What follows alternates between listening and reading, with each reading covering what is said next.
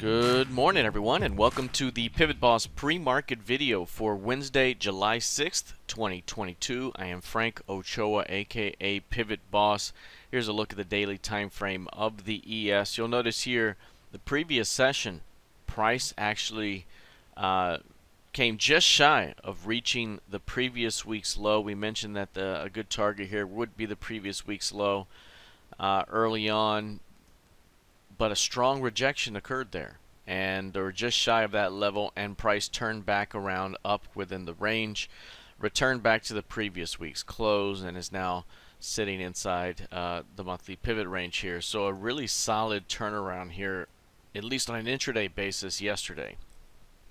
Now, does that mean that we get further strength ahead, and perhaps we see that seasonality come true here, where we see the first 2 weeks of July be mostly bullish, one of the most bullish 2-week periods of the year in terms of seasonality? Will that come out to play here and we return back toward 39.5? This 39.50 here is a recent pivot high before we pulled back. Again, that was one strong day for the most part and a multiple day build out before we've come back. So again, this market is very heavy and continues to really have to labor to go higher. So again, if the Sen is going to push higher, 38.50 could open up a return toward 39.50. But again, given the overall downtrend, keep an eye on prices above the previous month's close, as a rejection of those prices could ultimately lead to new lows up ahead later in the month. Okay, let's take a look here at the NQ. The NQ right now led the way higher yesterday in terms of equity futures, the tech stocks, with a strong turnaround. This one also fell just shy of the previous week's low price and turned around with a strong V bottom, rallied throughout much of the rest of the day and into the close, and got a pretty significant outside day. You'll also notice here, after that strong rally, a bit of a pullback early so far overnight, and a digestive day. 41% of ADR. The ES is at 42%. So after strength, we're seeing digestion right here, and ultimately this could lead to a continuation higher. Again, the upside target here, 12,262. The next level there, 12,207. That's the previous year's low. So that's a very good target zone there. Given the overall downtrend, again, prices above the previous month's close tend to be rejected for new lows ahead. We're currently above the previous month's close, and at some point, again, sooner than later, we could start to see a rotation back to new lows. But as of right now, from a very short-term perspective, strong reversal yesterday, holding gains at the moment. A failure to hold 11,700 could fall back, could lead price to fall back into the range.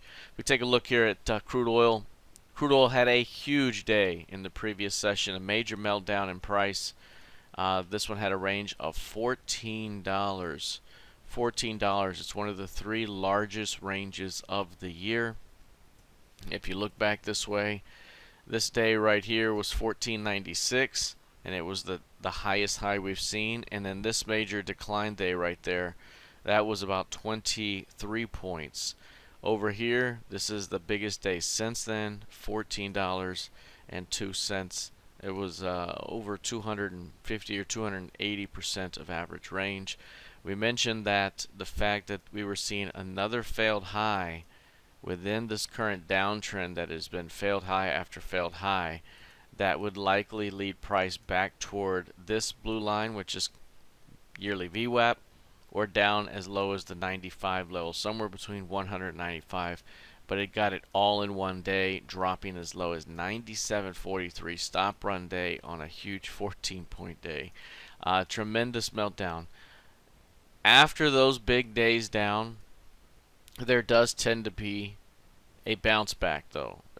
Very short-term bounce back or a hold, and then we could see a continuation toward that downside target. Remember, as low as 93s, 93.50, and into about 95 could be about the edge there before this thing starts to turn back up and trade back toward 107.85 and maybe back up toward 117.41. So those are the last two, or the most recent FOMC key levels.